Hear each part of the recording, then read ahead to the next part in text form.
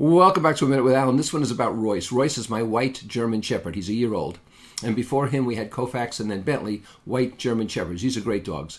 And dogs as a species have characteristics, and breeds have characteristics, but individual dogs have their own personalities. And we kept this lively puppy. I mean, he's about 80 pounds now, 1 year old, in a corral in the kitchen when we were out. We didn't want him to overwhelm our smaller Cavapoo, Coco.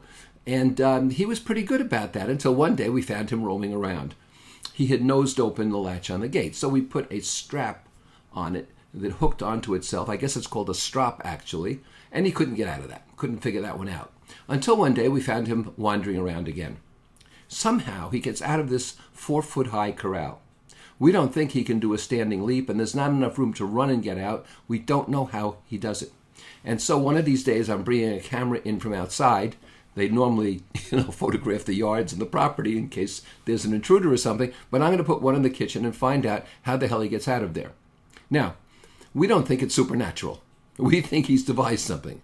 Just like I don't believe there are UFOs, that something's happening, but they're not creatures from another world, because if they were so advanced, they wouldn't be seen, and I also believe they wouldn't be interested in coming here once they did get here and looked around. So, what I'm telling you is, don't default by ascribing things to the supernatural or to a bizarre imagination. There is no Loch Ness Monster. It isn't an ichthyosaur, because you'd have to have 1,000 of them to perpetuate the species, or there wouldn't be enough to breed. Sorry about that. I'm sure Loch Ness is a nice place. In fact, I'll give you a piece of trivia. It's the largest body of water by volume in Great Britain. Use that one of these days, because that one's true.